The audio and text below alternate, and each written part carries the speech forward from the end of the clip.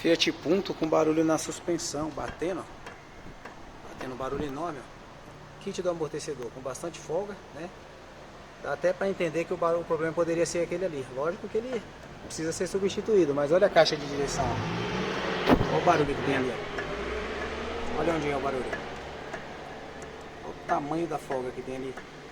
O embuchamento acabou totalmente, ó. Tá? Aí fica esse barulhão aqui, ó.